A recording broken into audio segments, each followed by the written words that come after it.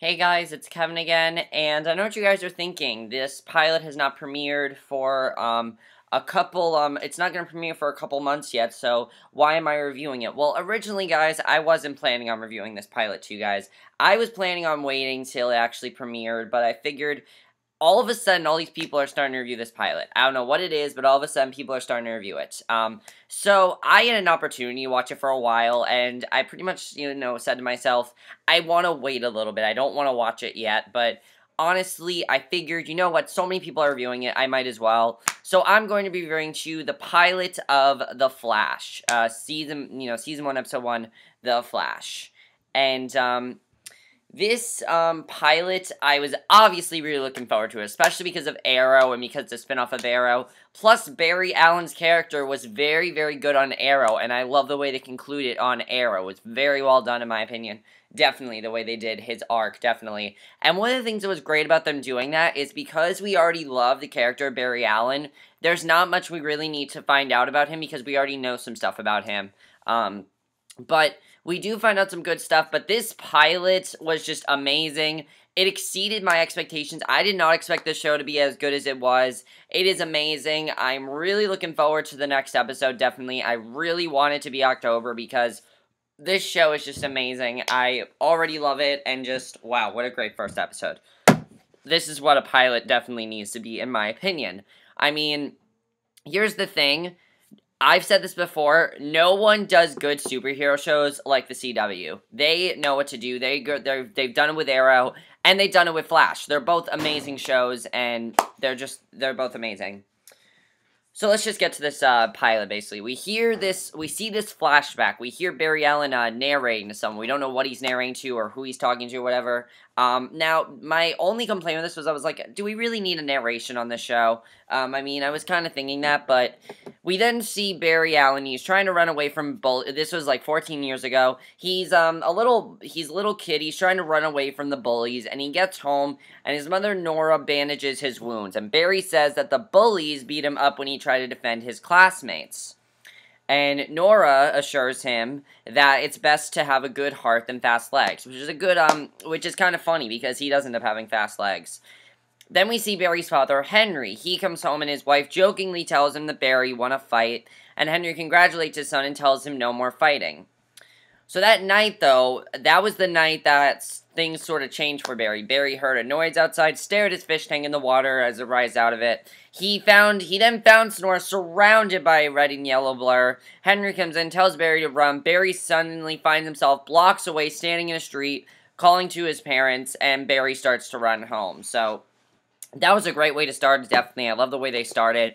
And that's basically when Barry started to become a little bit more aware of, what was going on there. I thought that was definitely very well done, in my opinion. And one of the things that I really did enjoy about that scene was you kind of have, like, now this mystery of who actually killed his mother. I think that just starts it up right there.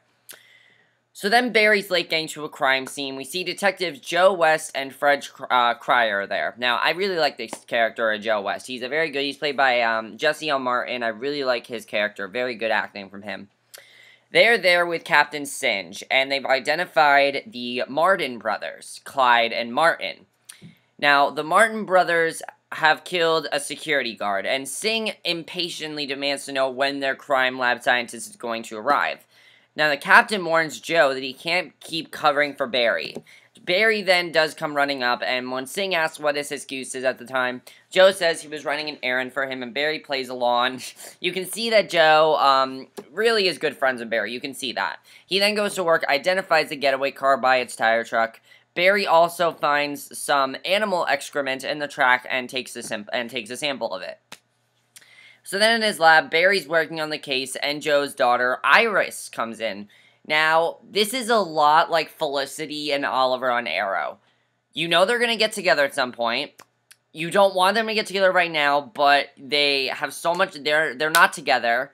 They act like they're together, though. They have such good chemistry, seriously. These two have amazing friend chemistry. The moment they were introduced, I'm like, okay, I love their characters already. The moment Iris was introduced, I'm like, okay, she is just such a great character. She is Joe's daughter, and basically, he's working Joe's case, and Iris wonders why the accelerator is so important, and Barry explains that Harrison Wells, who is the man that created it, has theories light years ahead of the field. So Joe comes in and Barry explains that the fecal matter came from a farm based on the trace of antibiotics in it. And the forensic assistant has narrowed it down to 4 possibilities. And Iris convinces her father to let Barry go to the accelerator unveiling, and Joe reluctantly agrees. So Barry and Iris, they arrive at Star Labs, and Iris asks if he found proof of his theories, and Starling said because, and we find out why he was at Starling City. He was there to find proof of the theories. I thought that was really cool that they asked that we actually found out why he was in Starling City. I thought that was definitely really cool. Because it's like, they didn't just drop that whole thing. They actually explained why he was there. So, Barry says he was thinking about relationships and the 2 of them, and Iris misunderstands and assures her that he doesn't have to feel awkward talking about girls because they grew up together.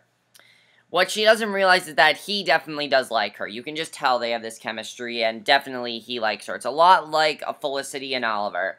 They like each other, but they're not going to admit it. It's a lot like that, definitely. So Harrison takes the stages and assures the audience that his and his team's work will usher in a new age and advancement, but then a thief ends up grabbing Iris's backpack with her laptop, and Barry chases him outside and into an adjoining building. And the thief doubles back, attacks Barry, runs off as Iris arrives, and then we see police detective Eddie Thawne catches up to the thief and easily arrests him. So then Eddie gloats about his arrest, and Barry tells Iris that the detective is a recent transfer from Keystone City. And Iris eyes him and admits that Eddie is good looking. She likes Eddie. She thinks she likes him. So it starts to storm, and, actually no, I was wrong with that. Okay. So, it starts to storm, and Joe and Shire arrive at the last of the 4 farms, and Shire doesn't think Barry is right, but Joe figures they should check it out anyway. They don't think he's correct with this. So Barry returns to his lab, and he discovers that the skylight is leaking water from the rain, turns on the TV, watches a news broadcast about the accelerator, and then goes to his hidden board on strange pneumonia.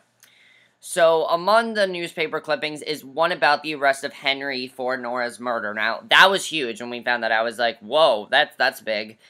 So, basically, everyone seems to think it's Henry that killed his mother. Now, that definitely is very big there. So, Joe and Shire enter the barn, and they find a car matching the one Barry identified. The Martin brothers open fire from the hayrack, and the detectives return fire. Martin gets to the plane, taxis to the barn, and taxis to the barn, while Clyde goes running out and fires back. Hitting Shire, Clyde gets into the plane, and Martin takes off, while Joe confirms that his partner is dead. So, Shire was dead. I thought that was huge that they just killed off a character we didn't even know in the first few seconds. That was very good. I love it when a show does that. It had a lot of balls to do that, and they definitely did that very well, in my opinion. So at the farm, Joe watches as the energy waves hits Clyde's plane, destroying it. And, yeah, that was huge. So, at the lab, Barry starts to close the skylight, and the rooms begin vibrating. Everything just starts vibrating. Lighting smashes into the chemicals, and bathing Barry in the electrified contents, knocking him unconscious. Now, remember, this is before Barry got his powers, if you remember. This was before he got his powers. And, the EMTs are called in and get Barry to the hospital. Iris arrives, the doctors try to restart Barry's heart. So, this is very much how he got his powers, and the way they did that was very well done, in my opinion. Because I like that they didn't have him as a Flash yet, and it's not like Arrow. Arrow, he doesn't really have powers. He is sort of just like he sort of is just like a crime drama. These are actual superpowers, and I like that the Flash did that, because that's something that Arrow does not do. Arrow has special effects, but Oliver does not really have any actual powers. He is basically just a vigilante. That's what he is. Which we'll talk about when we get to something. So then we see 9 months later. And we see Caitlin Snow and Cisco Ramon, who, of course, we've seen before. Which was also good that we've seen them before, because we know these characters as well. Sorry, guys, this is annoying me. We've already seen them before, so, I mean, we know their characters as well. And the thing I liked about their characters specifically was that, we've known them before. And basically, Barry suddenly wakes up, startling them. And remember, he's been in a coma for 9 months, so Cisco calls Harrison down. The scientists tell Barry where he is and what happened to him, and Caitlin explains that her muscles are in a state of cellular regeneration rather than atrophy. And Barry wonders how long he was in a coma. So he doesn't realize he's been in a coma for 9 months. He doesn't realize that. So then we see Harrison. Harrison arrives in a wheelchair and tells him that it was 9 months, and Harrison and Barry talk a little bit. They have a little chat about something. Barry says he's always been a fan, and Harrison explains that the Star Labs hasn't been active since FEMA classified them as a disaster area. So 17 people died in the accelerator accident, and more were injured. Harrison was recovering from his injuries when he heard from the hospital they were having power outages concurrent, because he was in a wheelchair before. And basically, the released energy suited a storm that created the lightning bolt that hit Barry. In reality, Barry's heartbeat was moving too fast for the EKG to register it, and Joe and Iris gave Harrison permission to bring Barry there, and they stabilized him. So that's basically why he was in a coma. And I like that they gave us, they explain why. So Caitlin and Cisco come in, and Barry says he has to see Iris immediately. He needs to know where she is. And Harrison says they have to conduct more tests, but Barry refuses and leaves. So we see Iris. Iris is now a waitress at a coffee shop, and she, she's at this coffee shop called Jitters, and she stares in surprise when Barry comes home, and she runs to hug him. Barry assures her that he's fine, and another waitress, Tracy, spills a tray, and suddenly Barry's senses accelerate, making the world move in slow motion to him. Now remember, he is not aware of his powers right now. He's not aware of his powers. He has no idea what's going on at this point. So at the Gold Bank in Central City, Clyde walks in and gives the teller a note saying that he's robbing the place. When she wonders if it's a joke, Clyde steps back, generates a tornado, shattering the skylight. So that was awesome special effects right there. Really, that was awesome. So Joe then welcomes Barry back. They get a report about the robbery at the bank with 2 dead, and the reporting officer warns that the storm is picking up nearby. And Joe takes off with his new partner, Eddie, because, Shire died, so he has a new partner, Eddie. And Eddie stops long enough to try flirting with Iris, but she quickly dismisses him and Eddie leaves. So, that was fun to see, I guess. So Barry notices Memorial to Shire, and Iris explains what happened on the night of the explosion. Because Barry didn't know that Shire died, because, he wasn't there. So, as they talk, a suspect tries to grab a cop's gun, and Barry sees him and suddenly speeds up, disarms the man, returns to where he was standing before anyone can even blink, and Iris asks if Barry is fine. And he assures her that he is and says that he'll call her later. So Barry's hand then starts to vibrate uncontrollably. It just starts to, vibrate, basically. And when he moves, he accelerates forward at lightning speed, slamming into cars, and he finally begins to realize what he can do. This is a very good scene, in my opinion. Basically, this is the scene where Barry starts to become aware of his powers, and every great superhero movie needs to have a scene where the superhero becomes aware of his powers, and The Flash is no exception. The Flash did it in a very cool way, in my opinion. Again, this is something that Arrow didn't do because Oliver Queen really doesn't have any powers. He doesn't. All he has is, the hood and his swords. That's really all he has. Or whatever you call them, that's really all he has. He doesn't really have powers, and I thought that was cool that they did this scene. Definitely, it was really cool. So Barry tells the 3 scientists basically what's going on, and they take a research van out to an airfield to test him. Now, this scene, I was really excited because they put him in this suit. Now, just like all the superheroes, though, this is not the official suit he's wearing. He's in a skin-tight, heat-resistant suit, and Cisco gives Barry a lightning-speed, 2-way headset resistant to sonic bombs. And Caitlin prepares to monitor him, and Barry points out that she doesn't smile very much, and Caitlin says that her career is over, and the accelerator explosion killed her fiancé, and she doesn't have much to smile about. So she's not really happy now. She's really upset about that. So Harrison tells Barry to take it easy, and, yeah, so that was definitely surprising. I didn't expect that to happen. So Barry then takes down the airstrip, running it over 200 knots per hour, and Barry runs. He's distracted by a sudden memory of his mother's death. It's really sad, definitely. That's very sad. So he gets distracted by this. He slams into some barrier barrels, breaking his wrist. His wrist breaks. So then back at the station, Joe and Eddie bring in the teller, who testifies that it was like a hurricane erupted in the bank. they have a sketch artist put together a composite, and Eddie points out to Joe that it's the third robbery in a month preceded by freak storms. You know, they're freak storms, basically. So all the security cameras were shorted out. But the witnesses had cell phones, and Joe reviews the footage and gets a partial license plate of the robber's car. So that was definitely very interesting. So basically, back at Star Labs, Kane confirms that Barry's broken wrist has already healed, which is interesting. I thought that was cool. So Harrison asks him why he lost focus, and Barry describes Nora's death and how he saw a yellow-clad man. And Henry is in prison for Nora's mother, and everyone insists that what Barry saw was impossible. Now, Barry wonders if the killer was like him, but Harrison says that it's impossible. No one really believes him at this point. You know, honestly, it makes sense, because if you heard what Barry is saying, I wouldn't believe it. I wouldn't. It just doesn't seem possible. It really doesn't. So then basically after this, we get a very surprising scene. Eddie meets Iris at Jitters. Now remember, before it did not seem like they liked each other. It turns out they're actually secretly dating. I thought that was surprising. I didn't expect that, actually. They were actually secretly dating. And Iris and Barry go for a walk, and she begs her friend to keep her secret. I was glad she told him. I thought she was going to keep it from him, but I was glad she told him, because I thought she was going to keep that from him.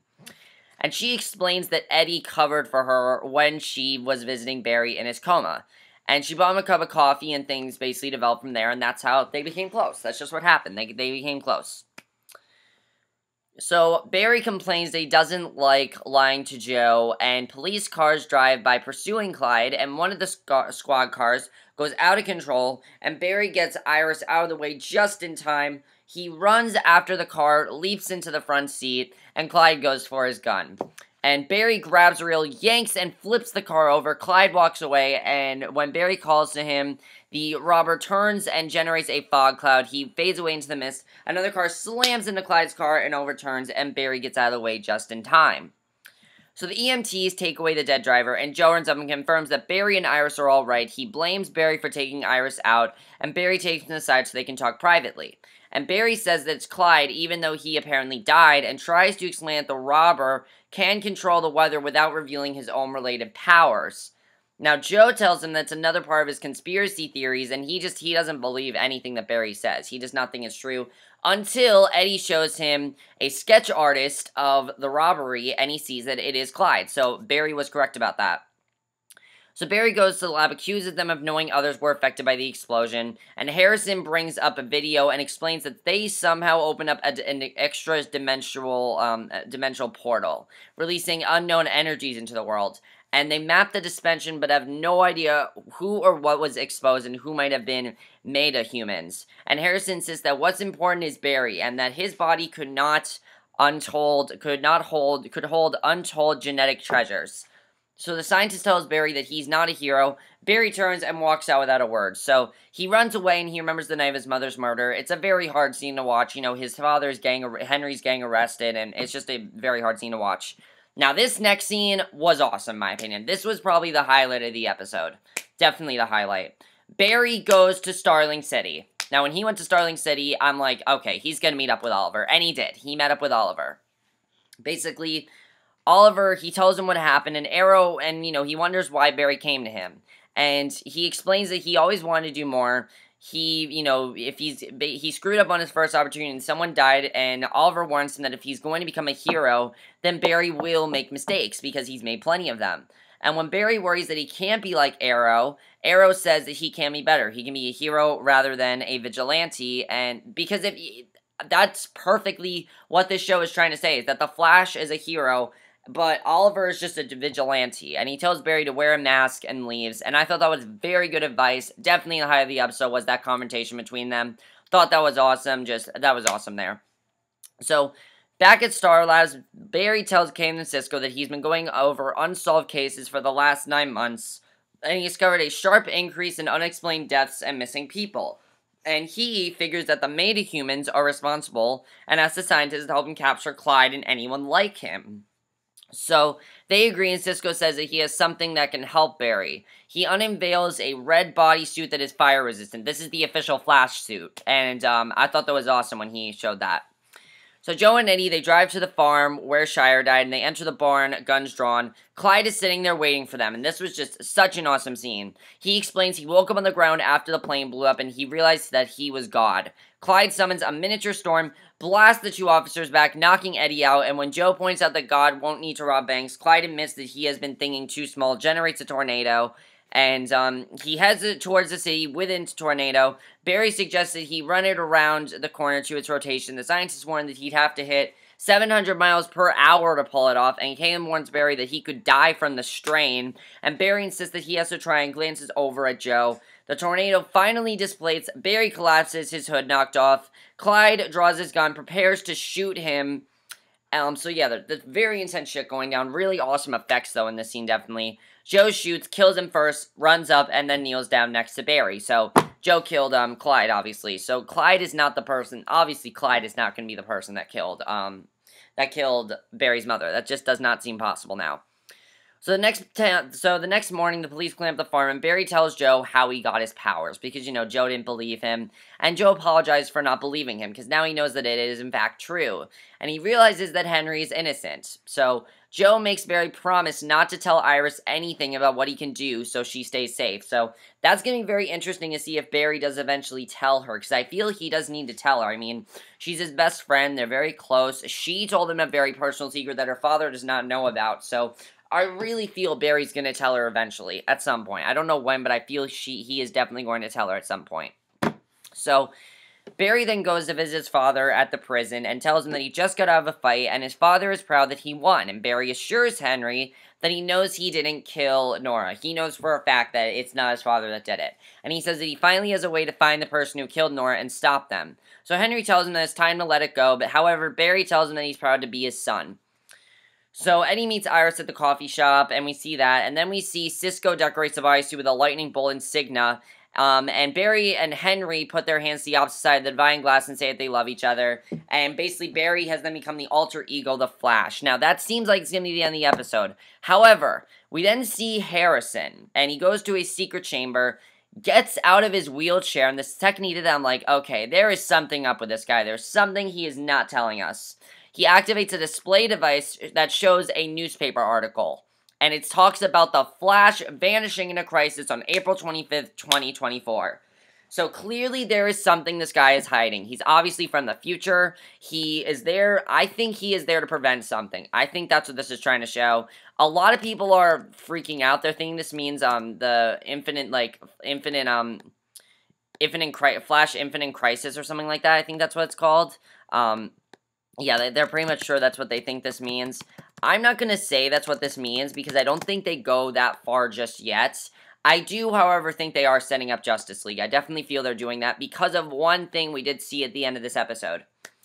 We saw that there was this article, and it says Wayne and Queen. So obviously, Oliver gets his company back. He got it back, and that's what he did. He got his company back. So obviously, something's going to happen there. So I'm wondering what else this Harrison guy is going to do. And the other thing I like about the show, definitely, is the fact that, you know, he has a lot of answers. Not only stuff that's going on in The Flash, but also stuff that's going on in Arrow. And I think that's really cool. But overall, this pilot was just amazing. I love this pilot. I thought it was fantastic. Let's get to the acting in the show. Everyone is absolutely fantastic. Everyone is fantastic. You know, Grant Gustin is he is fantastic as Barry Allen. He really does a great job. I mean, he really is just perfect. He is perfectly cast, and I think he is great, definitely. Candace Patton as Iris, also fantastic. I loved her and Barry Allen's chemistry. I'm very interested in seeing what's going to happen with her, especially because Barry has to keep that secret from her, and I definitely feel he's going to tell her at some point. Eddie, the guy that played Eddie, he was also very good. Daniel Panabaker and Carlos Vades as Caitlin and Cisco, I thought they were good as well. Definitely, though, Harrison Wells is just amazing. Tom Cavanaugh did a great job there. Everyone is really amazing in the show. There's not one character that's not good. So there's a lot of things to look forward to on the show. The directing's awesome on the show as well. The screenplay is great. And one of the things I definitely love about the show are the effects. Arrow cannot have these good of effects because it's not really a show about people that have superpowers. It's more about a, you know, like it's more about a vigilante, as Oliver said. He's just a vigilante, but Barry is an actual superhero. So I definitely thought that was cool that he said that because it's the truth. Now, speaking of Arrow, there's going to be an Arrow and Flash crossover, which I'm really looking forward to. It's going to be called Arrow versus Flash. It's going to be like the 8th episode. It's probably going to be one of the most awesome hours of television ever. It definitely is going to be. But I'm really looking forward to the next episode. I really wish it was October 4th. I really wish it was October. I really do, because I have to wait till October 14th for the next episode. But overall, I love this episode. Let me know what you guys saw this episode. What is Harrison hiding? Definitely, I want to know, what is he hiding? Clearly, he's going to the future. I think he's there to prevent something to happen to Barry Allen or something. I don't know. I think that's what he's there to do. Who actually did kill his father? I'm not sure who killed his father.